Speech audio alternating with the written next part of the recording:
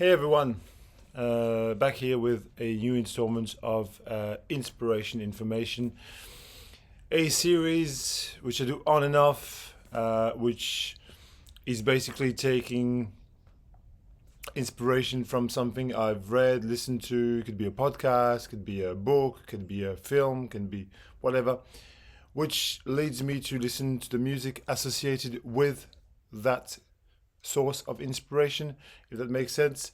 Last weekend, I did a live stream with Stanti and Romuald. They've started a new French live stream channel, Disque du Pif, which I'll leave the link on. If you speak French and want an extra bit of banter, please subscribe to the channel. And obviously, probably the audience that's watching me here is not the right target audience, but if you do speak French, then by any means join Stanti and Romuald on their new venture. Anyway, so last weekend I was on that live stream and we started talking about this magazine, The Wire, or The Wire. Started as The Wire, which I was a subscriber for quite some time. I'm not subscribed to The Wire anymore. It's a publication that started in 1982 by, Anthony Gordon and Chrissy Murray, two Euro jazz enthusiasts, and it was named after a track by Steve Lacy, The Wire, which kind of encapsulates the ideas of the magazine, which is like free thinking, avant-garde, and The Wire will cover any form of music that's more or less linked to the sort of idea of forward-thinking music. That's how I would describe it. And during the stream, I showed this book. I talked about this book, which has been on my shelf for years and years, which was published in 2009. And it's called The Wire Primers. So I'll explain a little bit just before I start showing you some records. Since 1996, The Wire has been publishing micro guides with sort of a historical reference point of certain genres or focusing on certain artists. So for example, here, if I open the table of contents, you have four main sections: avant rock, jazz and improv, funk, hip hop and beyond, and modern compositions. And each one of these is divided into micro chapters, and each chapter has a focus on either an artist, an important artist, or a style of music. So for example, it starts with Captain Beefheart, The Fall. Then there's a chapter on noise, on no wave. There's a chapter on Tropicalia, there's a chapter on Sunra, so on and so forth.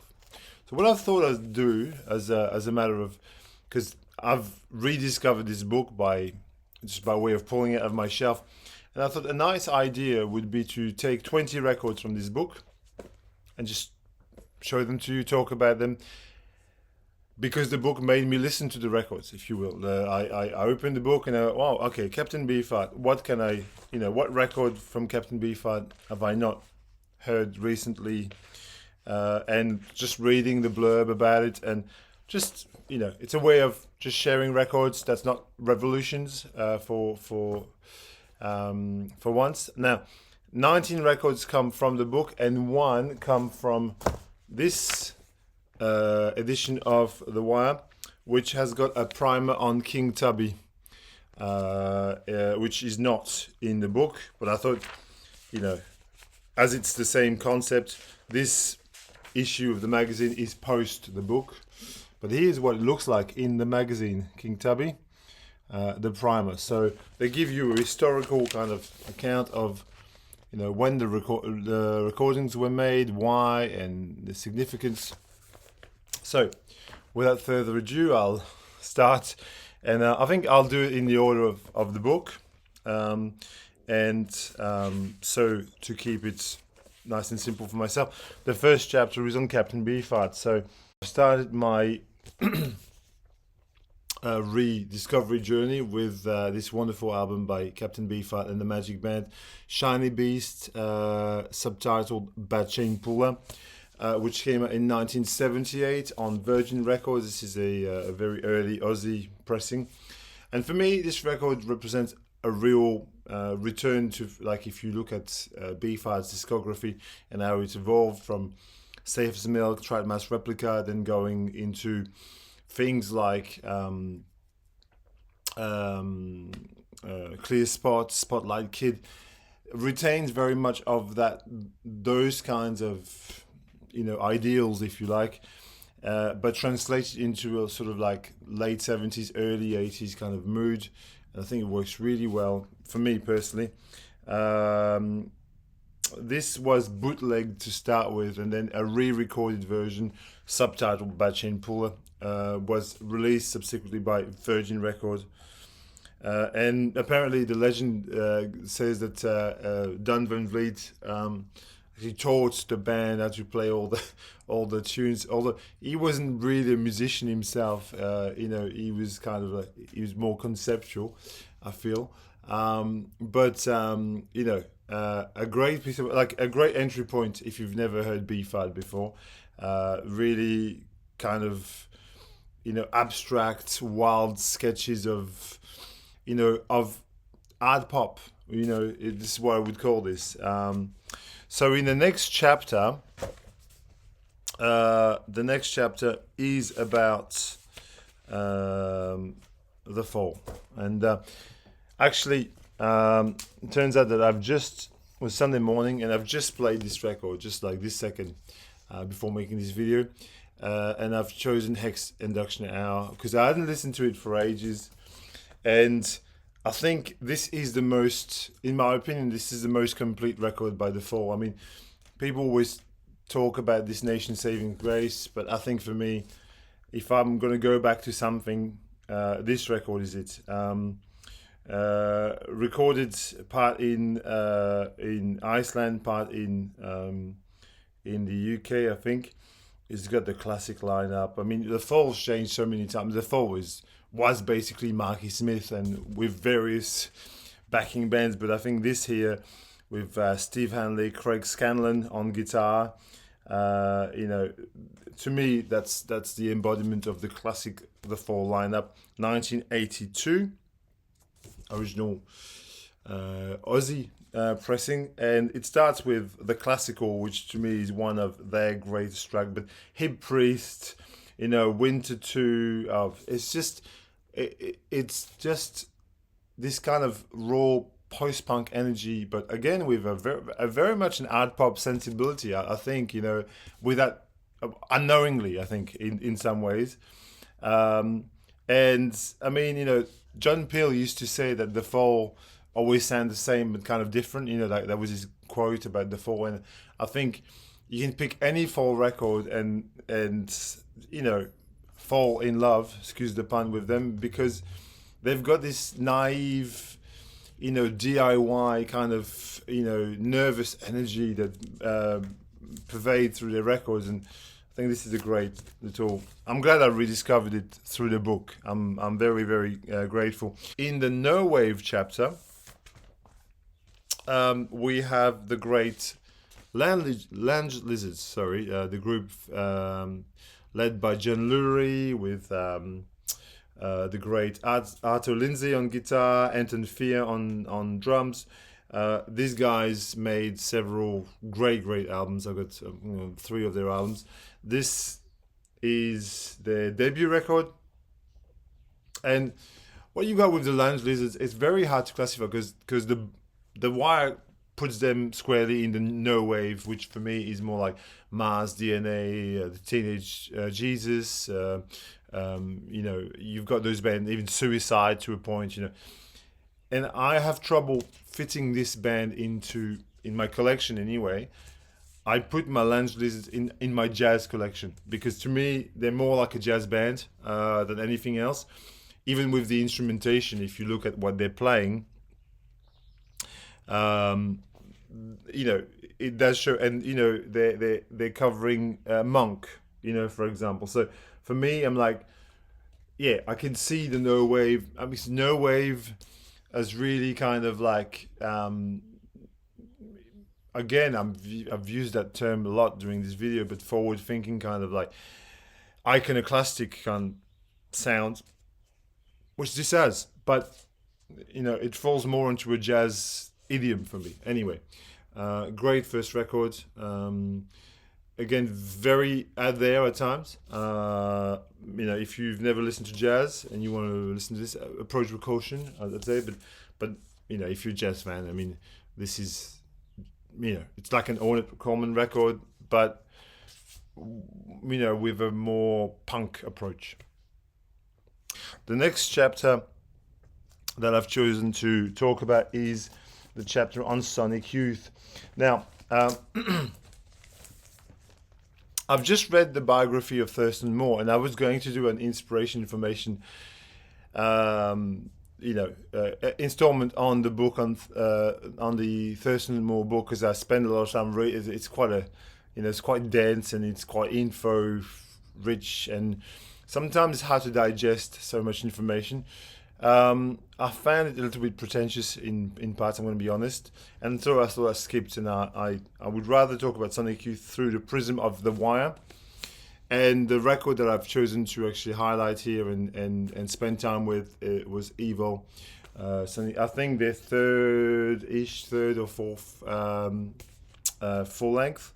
The first Confusion is Sex, and then Bad Moon Rising. I think it's the third album probably, which I think, for me, if as a Sonic Youth fan, is their first masterpiece as a record, because if you think of Daydream Nation as like their magnum opus, which it is, I mean, like this, it's indisputable. Daydream Nation is kind of like the peak of Sonic Youth creatively, in terms of the songs, the polish of the album. I mean, Dirty is almost overproduced in my opinion. Sonic Daydream Nation is the kind of like, it's the point at which I think they've attained. It's got artistry that I think they are worthy of. I think on this, that's where it starts. There's things like Tom Violence, the opening track, which to me, like Sonic Youth, one of the hallmarks is that they always start their album with a really strong song, like a song that just gets you in. But then you got Shadow of Doubt, you've got In the Kingdom of 19, very very very cutting edge and super cool album. I mean, look at them, look at this guy. So Lee Ronaldo, Thurston Moore, Steve Shelley, and the great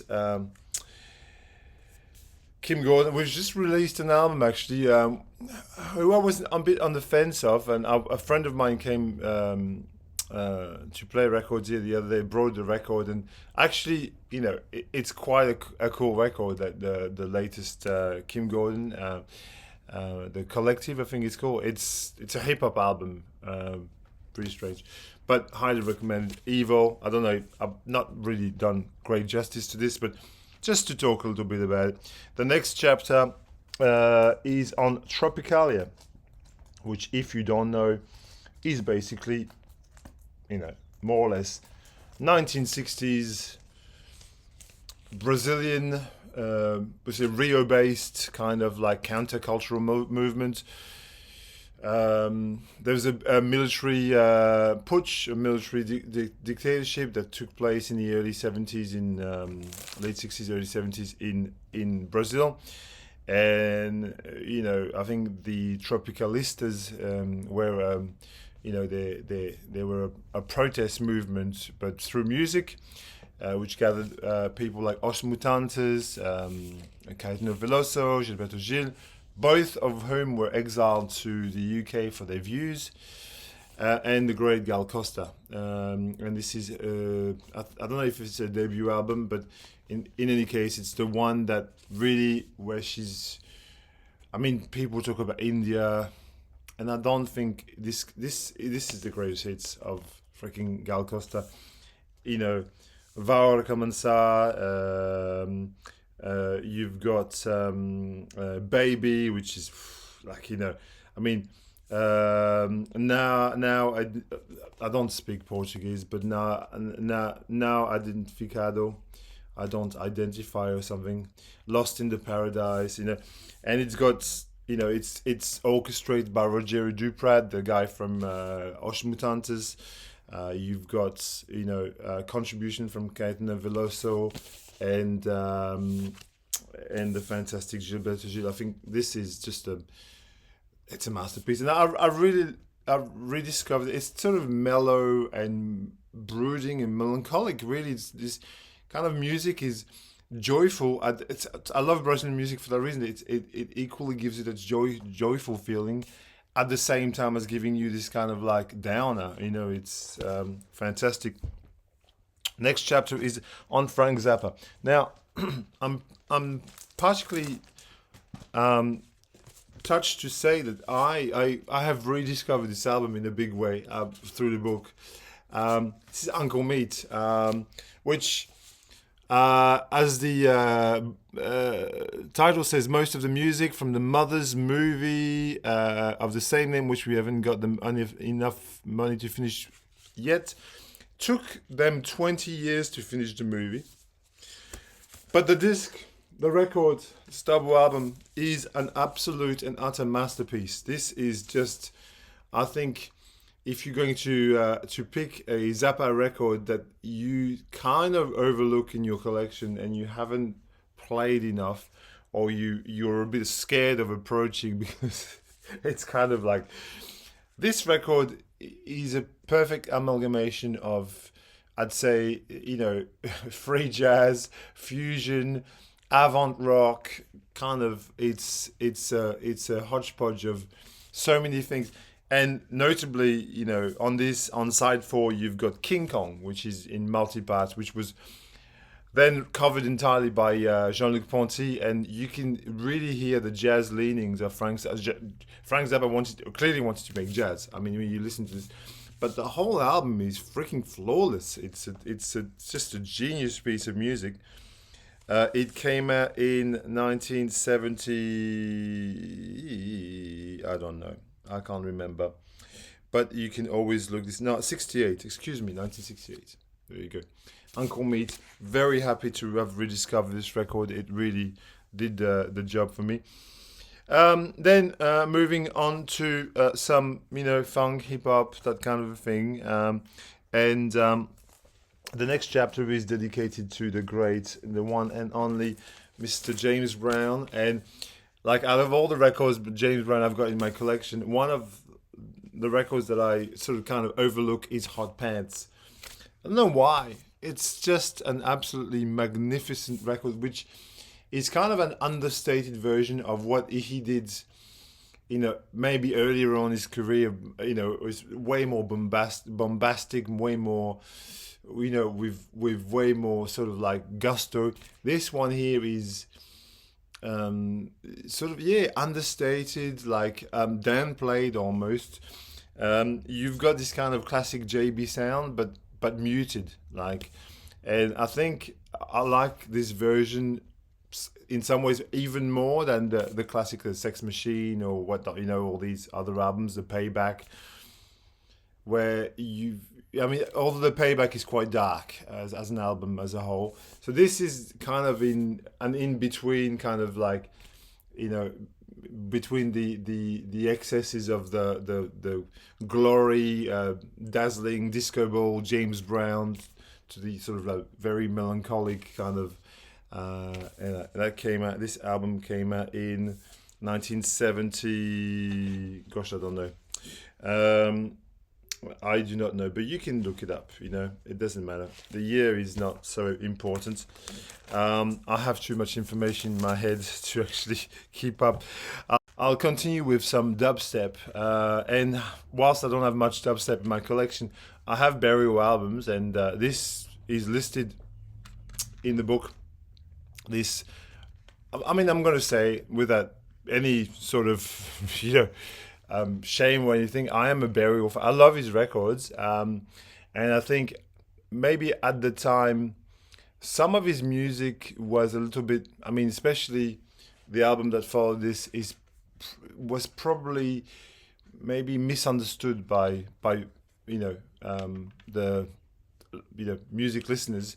But I think this record here is really worth going back into.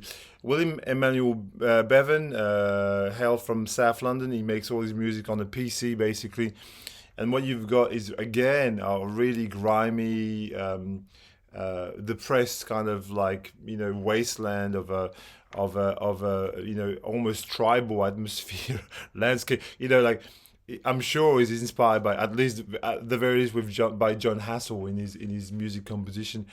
But it's kind of, you got these elements of like trip hop, which are desiccated and pulled apart, and you've got elements of ambient, and you got elements of future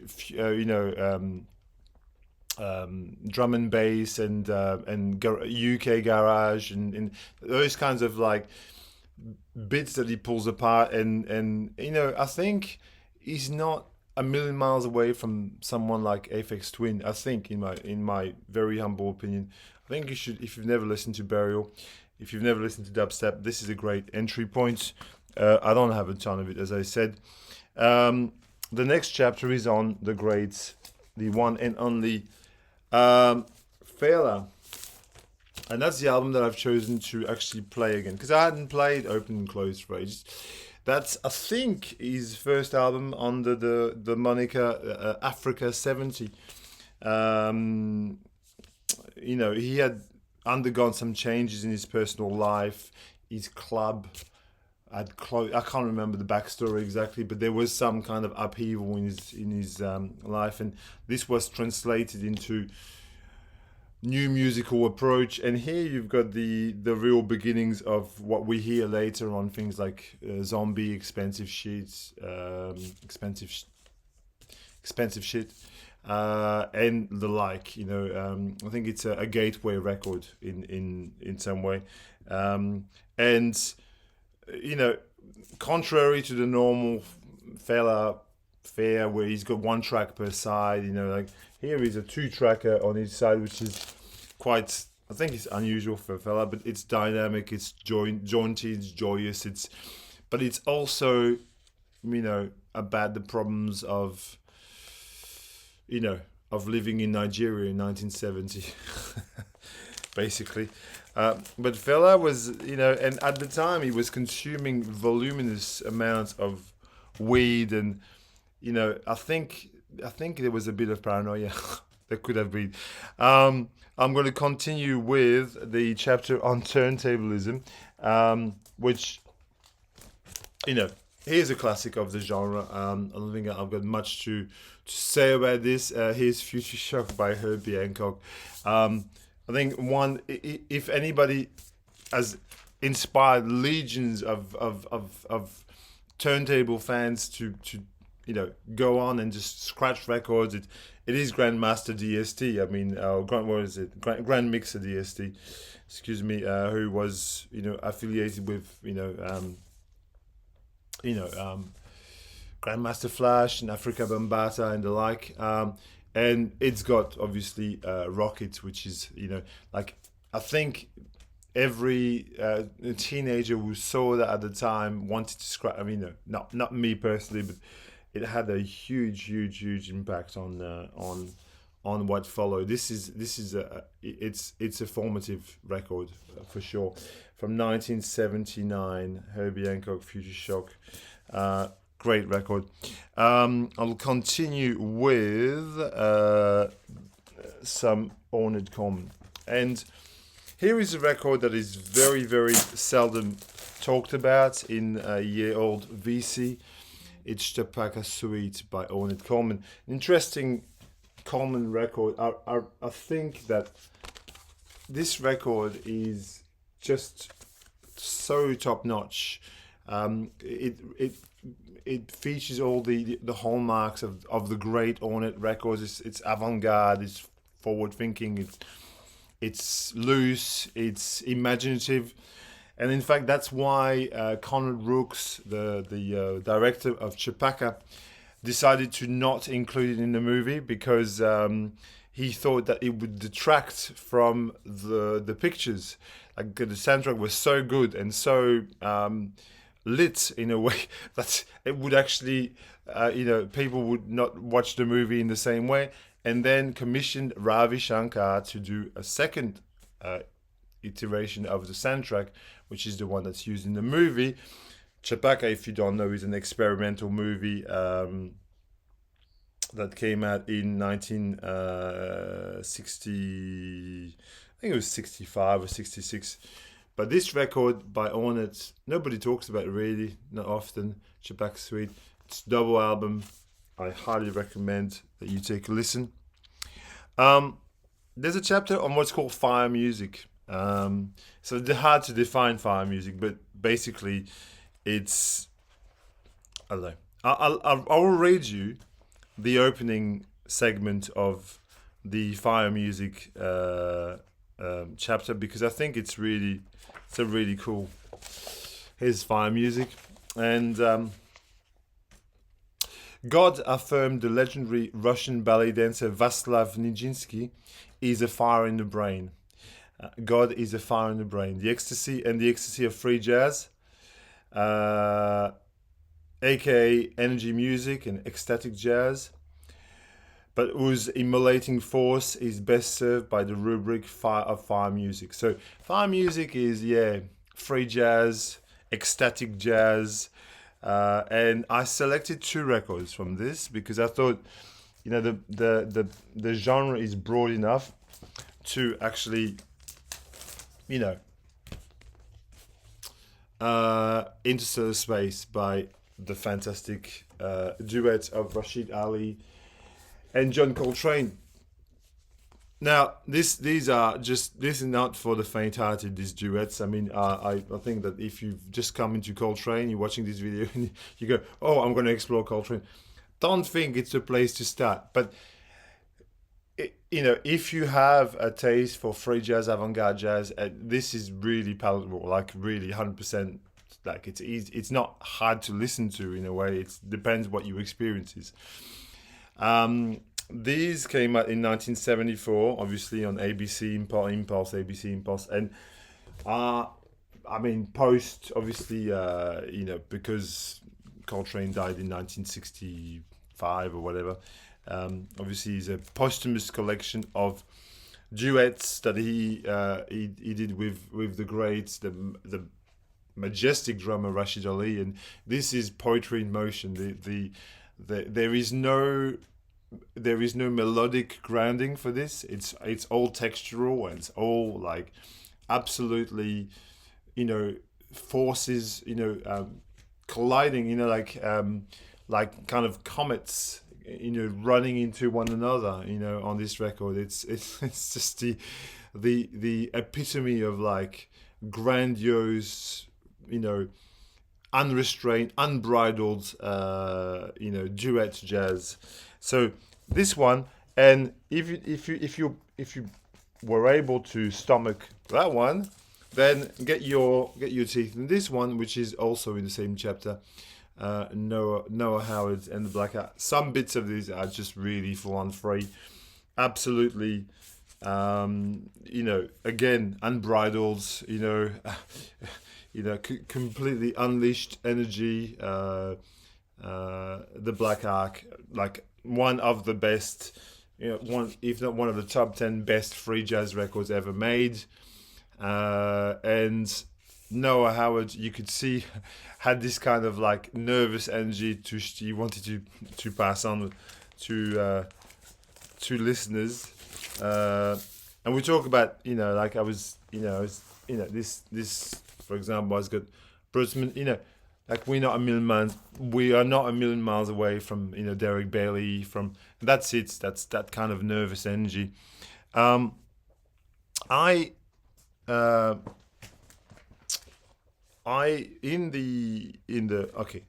the what's the next thing? Okay, so the next topic, the next chapter is dedicated to Sun Ra, and I felt it was doing a disservice to Sun Ra to just show one of his records, so I picked two of his records to revisit. and the first one is Sansong, one of his very early records, and one that I absolutely adore. I think it's just like, if you want Sun Ra that sounds like normal jazz, I mean, it's very funny to say this after talking about Noah Howard and Interstellar Space. But this is cosmic in its own way. This is Sansong. Came out on Denmark. That's, I think, one of his last albums before he founded the Great Saturn, which is super collectible and all that.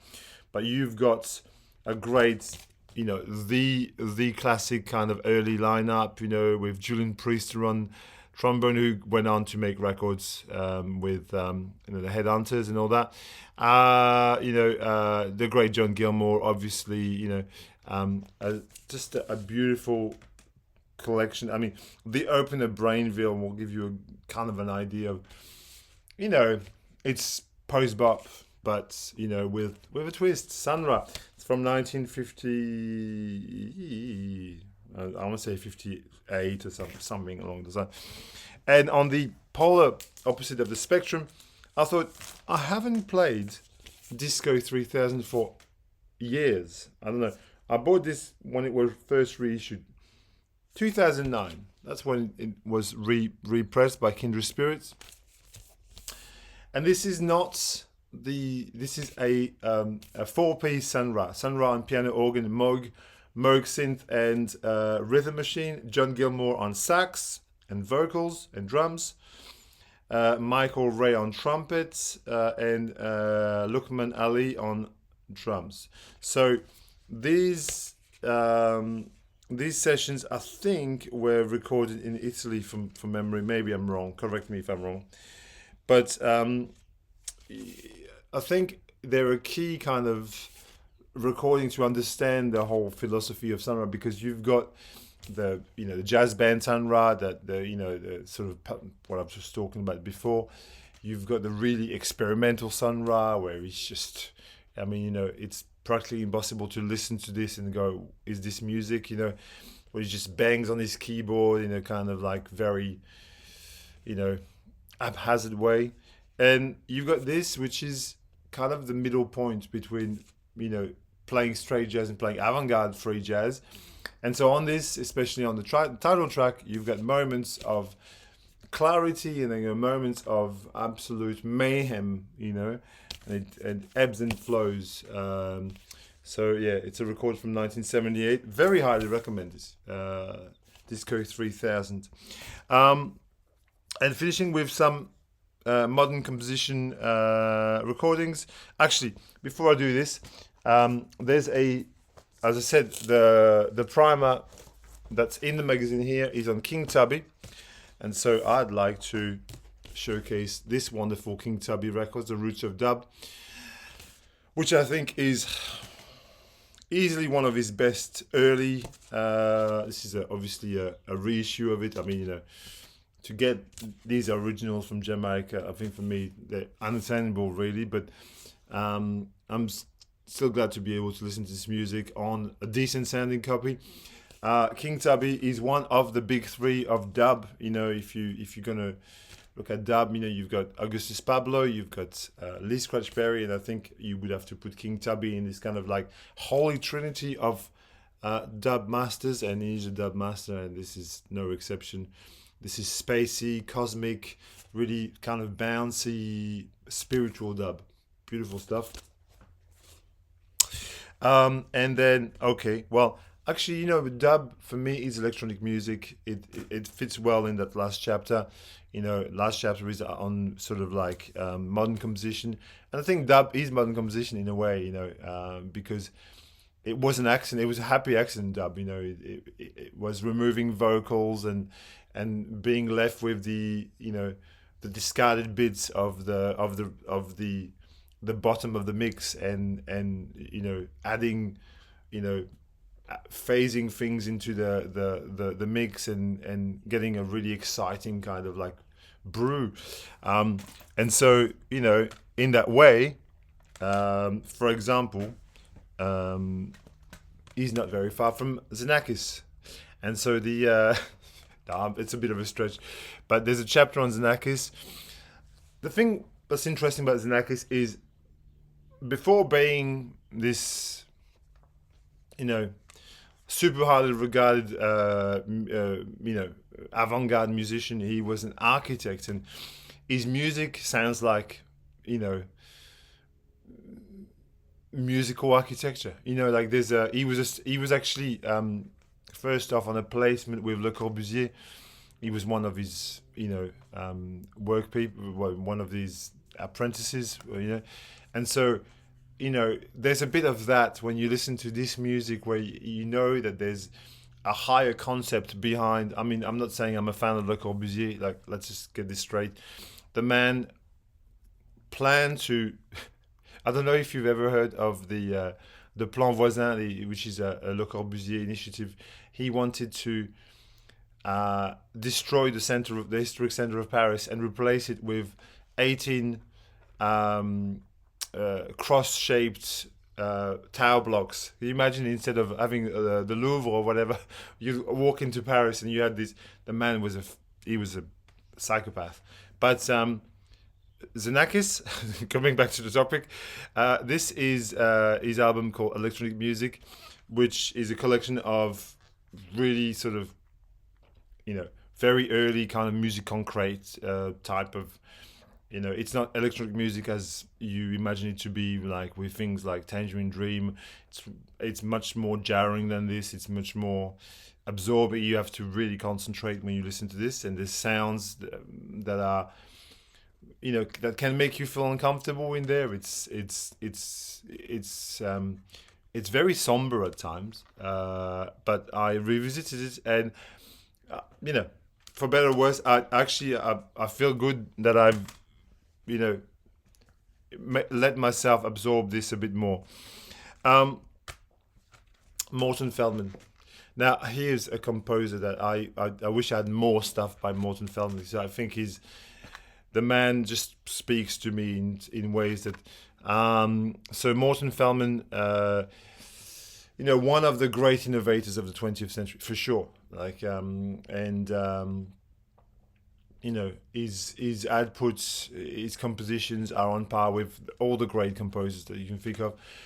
Fits squarely somewhere between, avant-garde classical and, the minimalist school. You've got, I think he taps in both kind of areas. And this recording is wonderful. It's the Rothko Chapel commissioned work. So if you don't know, Mark Rothko, the great abstract expressionist artist, and we're talking about Beefheart at the start of this video, and we're closing it just about with another one, Mark Rothko. Which, by the way, side note, I went to the Mark Rothko retrospective in Paris at the end of last year, and it was just mind blowing. And I saw the Rothko Chapel small size model, and you have to go to Houston. So in Houston, there's a chapel in which was decorated by Mark Rothko with all his time typical, like 2 or 3 tone, very very intense paintings.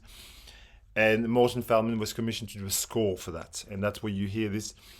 It is beautiful. It is sort of, it has this kind of transcendental kind of. It's just so absorbing. It's just delicate, but at the same time, you can see there's a raging energy in there. It's violins, cellos, piano, kind of. It's very, very, very delicate music.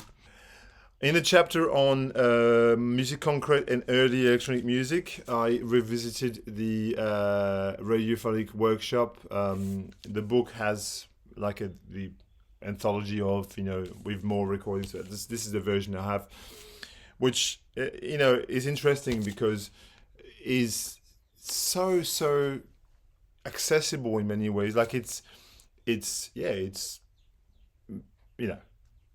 it can be abstract at times, but a lot of these tunes, you can see why the British public was, almost against their will, basically sucked into the idea of electronic. Why we have bands like, OMD, Soft Cell. You've got bands like Depeche Mode. Why these bands took shape in England or in the UK is because of these guys. And you know, you have a collection of obviously very, very forward-thinking ditties, like little sketches, and I think that you know, a lot of people would enjoy this. Um, there's a chapter on Stockhausen, and I'm gonna say my Stockhausen collection is fairly limited because it's not music that I would listen to very often, and I'm not afraid to say this. It's not, you know, but in saying this, I've got a couple of Stockhausen records here and there, and I've chosen to talk about the new music, which is a collection of, you know, you've got Penderecki, Stockhausen, and the like. So it's again very avant-garde music, and a good starting point for, you know, if you want to get into that music, because they're very accessible pieces. You get Contrapunkte for 10 instruments by Stockhausen, which is sort of wild, but at the same time, you know, kind of tame as well. It has um, elements of both. All right, everyone. I hope you enjoy this installment on the wire. Leave me some comments if you have some, and talk to me and correct me if I was wrong. If you stayed to the end of the video, well, you're braver than I would be. I love you all. Take care, and I'll see you soon.